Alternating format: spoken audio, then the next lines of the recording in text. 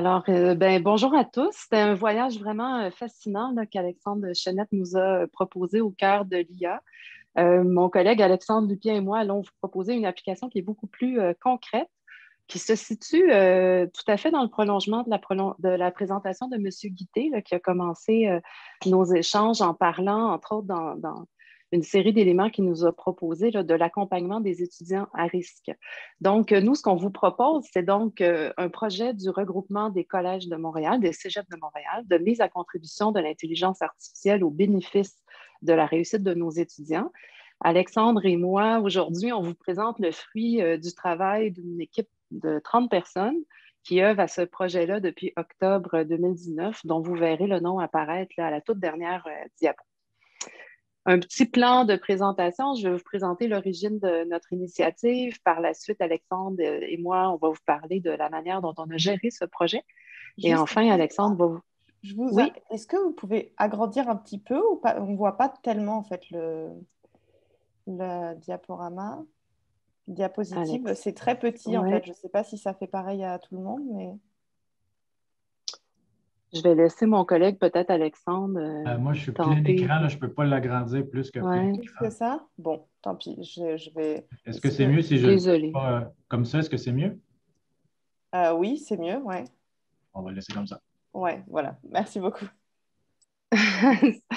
Donc, voilà. Alors, on était rendu à dire qu'Alexandre va vous présenter plus tard là, l'outil d'analyse prédictive de la réussite qu'on a mis au point. Donc, vous situez d'abord quelques éléments contextuels. En 2018, la Fédération des cégeps présentait des constats troublants quant à l'évolution du taux de diplomation dans le réseau collégial qui n'a pratiquement pas changé en 20 ans. On a choisi de vous présenter donc cette diapo là, qui montre bien comment les filles réussissent à avoir comment le taux de diplomation des filles a évolué par rapport à celui des garçons. Mais ce qu'on voit essentiellement, c'est une très grande stabilité en dépit de beaucoup d'efforts qui ont été déployés par le réseau collégial. Évidemment, ça peut étonner, mais il y a certaines considérations qui peuvent expliquer ça, notamment la hausse marquée des étudiants en situation de handicap ou à besoins particuliers dans le réseau, mais aussi des modifications réglementaires qui ont permis l'accès au cégep à des étudiants qui n'avaient pas tout à fait complété leur formation au secondaire. Comme le disait le président de la Fédération des cégeps, M. Bernard Tremblay, un étudiant dont la moyenne générale au secondaire est inférieure à 74 a statistiquement 40 de chances de diplôme.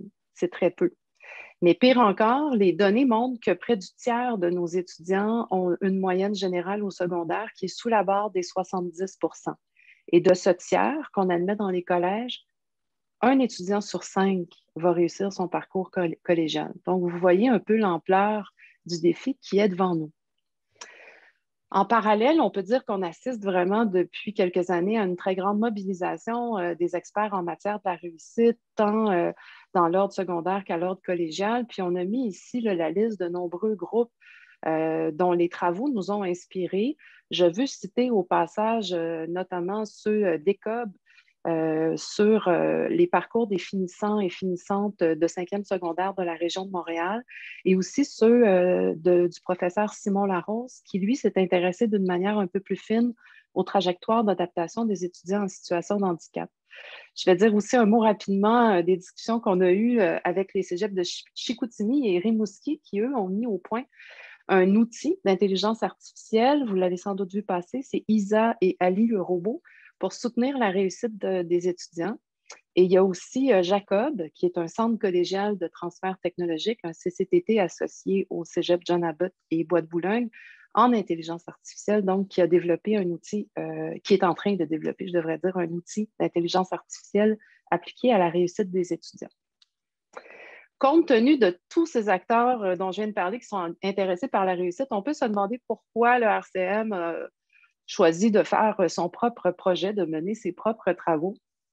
D'une part, peut-être vous dire que la population de nos 12 collèges à Montréal présente vraiment des caractéristiques communes. Nos étudiants sont extrêmement diversifiés en âge, en genre, en langue maternelle et en langue d'usage.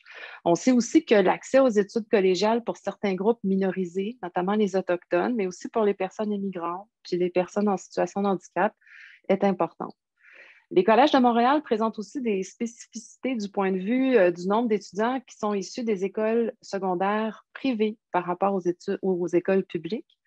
Puis enfin, on pourrait résumer le tout en disant qu'il y a une très faible majorité là, de nos étudiants qui ont une trajectoire qu'on peut qualifier de rectiligne. Hein. On reçoit énormément d'étudiants qui ont fait des changements de programme, qui sont allés à l'université, qui nous reviennent, qui arrivent de l'étranger. Donc, vraiment, population étudiante extrêmement diversifiée.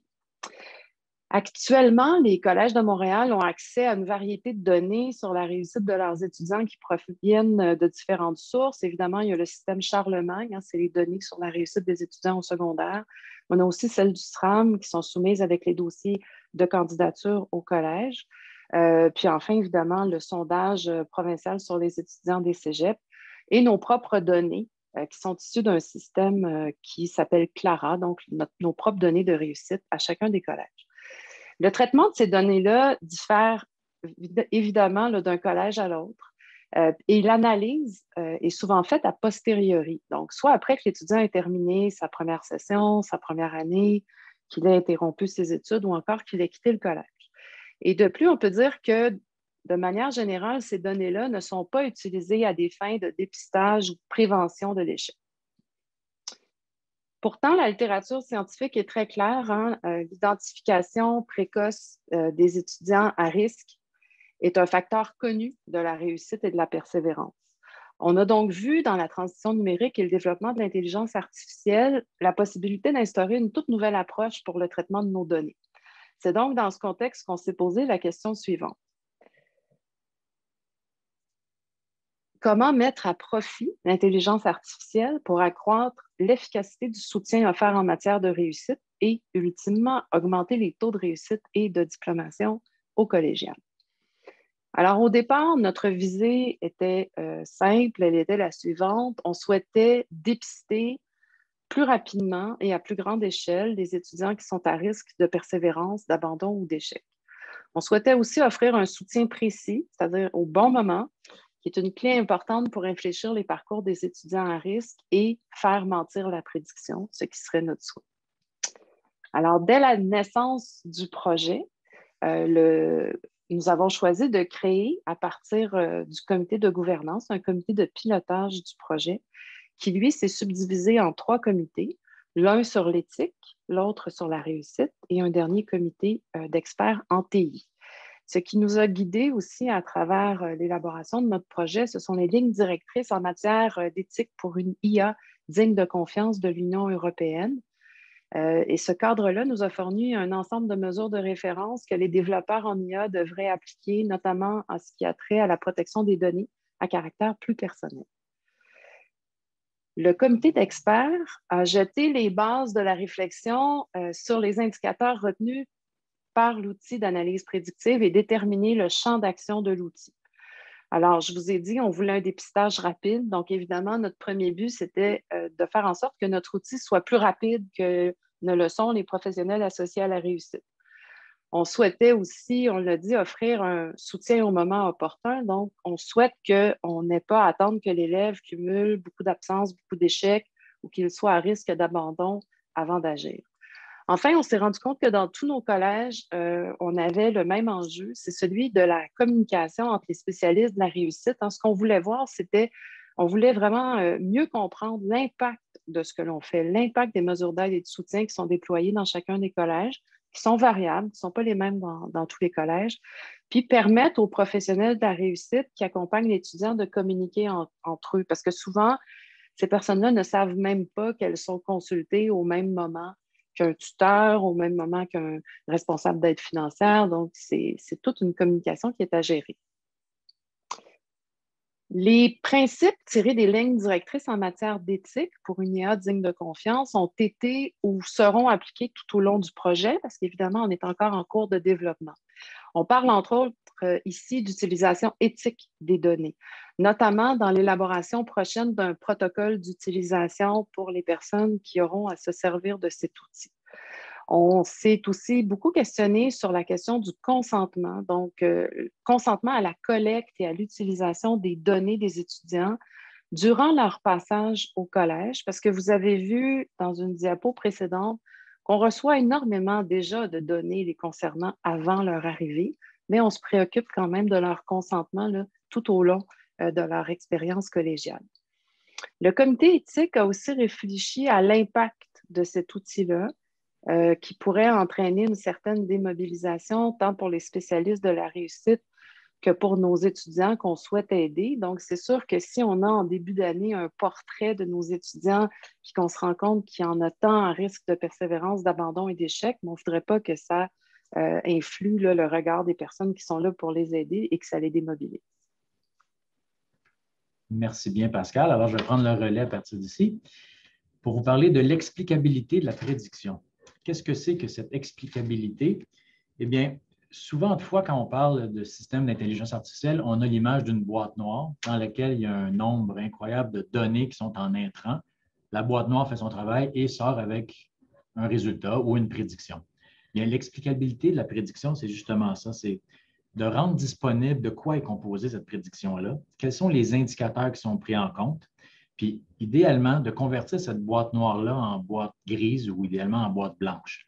Alors, d'avoir cette information-là sur comment on arrive à cette prédiction-là. Également, cette explicabilité-là est essentielle pour que l'outil soit accepté. Il y a une acceptabilité de l'outil et également une adoption dans son milieu. Les gens veulent savoir avec quoi on traite ici. Également, il y a toute la notion de biais de prédiction. Le présentateur précédent en a fait état. Mais dans tout système comme ça, il faut éviter les dérives. Par exemple, si vous avez suivi un peu l'actualité, vous avez peut-être vu que la compagnie Amazon avait mis un système d'intelligence artificielle pour son recrutement. Et la majeure partie des personnes qu'elle recrutait à travers les CV, c'était des hommes. Alors, il y avait un biais de prédiction ou de recrutement défavorable envers les femmes, tellement qu'à chaque fois que le mot femme sortait dans un CV, bien, il était écarté. Évidemment, quand ça s'est su, il y a eu un tollé, ils ont dû fermer l'application, puis on n'en a plus entendu parler. Dans notre cas, comme on a vu dans la première diapo, c'est un peu contraire. Le niveau du genre, on a un biais favorable pour les femmes qui réussissent mieux dans les collèges. Alors, mais il faut quand même faire attention des données qui sont utilisées pour éviter ce genre de biais-là. On ne voudrait surtout pas, par exemple, qu'un enseignant soit pointé du doigt parce que à cause de prévisions d'échecs plus grandes, à cause que ces étudiants qui vont suivre son cours, mais on ne voudrait pas ça du tout. Ou encore que le code postal de provenance des étudiants soit un facteur de biais socio-économique négatif. Le prochain comité, c'est celui des comités d'experts TI. Bien, rapidement, on s'est réunis des directeurs TI et puis, basé sur le constat émis par la firme Gartner, qui analyse tout plein de systèmes en technologie, ils ont démontré que la grande majorité des projets d'IA qui passent avec succès de la preuve de concept à la production sont ceux qui s'intègrent de manière transparente dans les plateformes existantes. Donc, on a rapidement pris la décision et déterminé qu'il serait essentiel que notre projet s'intègre dans l'écosystème des outils de gestion déjà en place dans les collèges. Une des particularités du réseau du RCM, c'est-à-dire le regroupement des collèges de Montréal, c'est que les 12 collèges utilisent la suite de la firme Skytech. Donc, Clara et Omnivox sont utilisés et sont déjà répandus partout. Il est important pour nous d'intégrer ça à l'intérieur de cet écosystème-là. Donc, on a mis en place un partenariat stratégique avec la firme Skytech. Et dans le cadre de ce partenariat stratégique-là, les collèges s'engageaient à fournir l'expertise au niveau de la réussite. Et la firme, elle, se concentrait sur le développement des algorithmes IA et de leur intégration dans leur suite d'outils déjà en place. Également, nous avons conjointement assuré le processus éthique de tout le projet. Un des objectifs était évidemment d'avoir ce qu'on a appelé tout au long des livrables concrets ou des quick wins. Et nous étions fixés un échéancier assez agressif d'avoir une livraison pour l'été 2021 qui est à nos portes et nous sommes vraiment alignés pour atteindre cet objectif. Maintenant, de quoi est fait cet outil d'analyse prédictive-là? Nous avons utilisé les données anonymisées des 12 collèges de Montréal sur les 15 dernières années. Évidemment, nous avons exclu les données de 2020-2021 pour des raisons évidentes, mais ceci nous a permis de constituer un important lac de données. Un lac de données qui est composé de données précollégiales et de données collégiales en cours sont pris en compte. Afin de valider les algorithmes, pour valider les prédictions de cet outil-là, il suffisait de positionner l'outil au début d'une année précédente. Exemple, en 2017, on se positionne en 2017. On prend les données qui sont là et on dit « fais-nous des prédictions ». La beauté, c'est qu'en étant en 2017, on connaît l'issue, on connaît les résultats. Alors, c'était possible d'aller se repositionner à la fin de l'année 2017, de valider si nos prédictions se sont avérées. Et dans plus de 90 du temps, les prédictions se sont avérées réelles. Une chose importante, c'est que cet outil-là ne prend pas de décision à la place de l'humain. C'est bien important, ce n'est pas un robot qui va décider. C'est un outil d'information et de suivi pour les spécialistes de la réussite qui travaillent dans les différents collèges. Maintenant, on va vous montrer une maquette de ce que va avoir l'air l'outil réellement. Donc, ici, je vais le mettre plein écran pour faciliter la lecture. On a ici dans le produit l'ensemble des recherches possibles. Donc, on peut dire pour l'enseignement régulier, formation continue, première, deuxième, jusqu'à quatrième ou cinquième session, la population ciblée, les différents programmes qu'on veut. On fait recherche et là, une liste d'étudiants nous apparaît qui répondent aux critères préalablement sélectionnés. On a ici, évidemment, dans quel programme ces étudiants se trouvent. Et chacun des picots ici représente des cours qui auront été détectés comme étant à risque d'échec. En fait, le moteur de prédiction, c'est ce qu'il va faire. Pour chaque cours qu'un étudiant va suivre, il va émettre une prédiction de réussite ou de succès sur ce cours-là. Et il est en mesure ensuite de les énumérer. Évidemment, si l'étudiant n'a aucune prédiction d'échec, sa réussite est prévue. Et on peut avoir également le nombre de mesures d'aide auxquelles il peut participer. Chaque collège peut mettre en place différentes mesures d'aide qu'on va voir. Si j'entre dans le dossier exemple de Sarah Lavigne ici, on a maintenant le détail pour cette étudiante-là de la prédiction. On voit qu'elle a plusieurs cours qui sont en réussite prévue, ce qui est très bien. Elle a par contre ici une prédiction qui est faite pour un risque d'échec. Et là, ce qui est intéressant, c'est qu'avant même que l'étudiant soit assis pour son premier cours au collège, on est capable d'avoir ces informations-là parce qu'on a accès aux données qui sont précollégiales et les prédictions se basent majoritairement sur ces informations-là. Je vous parlais tantôt d'explicabilité. Le petit « i » qui est ici, lorsqu'il sera cliqué, va faire apparaître une fenêtre qui va justement donner cette explication-là sur de quoi est composée cette prédiction de risque d'échec.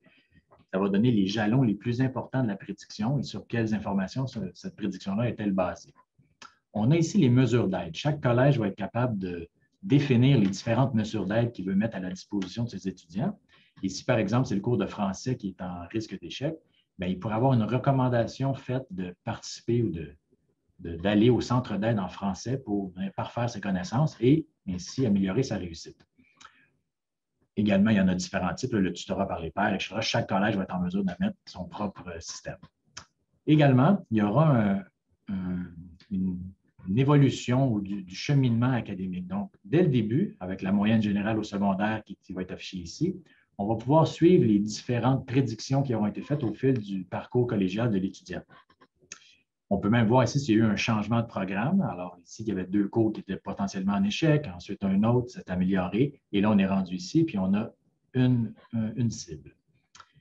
On parlait, ou Pascal parlait tantôt, là, de rendre possible la communication entre les différents intervenants pour le suivi de la réussite d'un étudiant.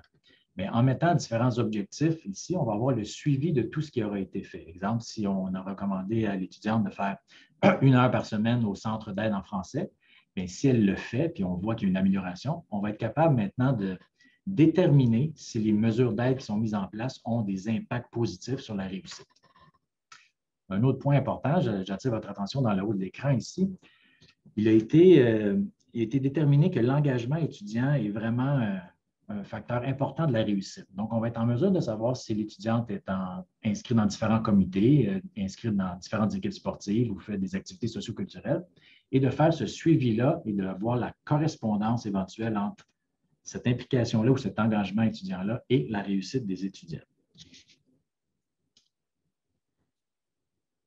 Donc, comme je disais, l'intégration des données sur l'engagement devient un facteur important parce que c'est vraiment démontré que cette participation-là vient grandement favoriser la réussite étudiante.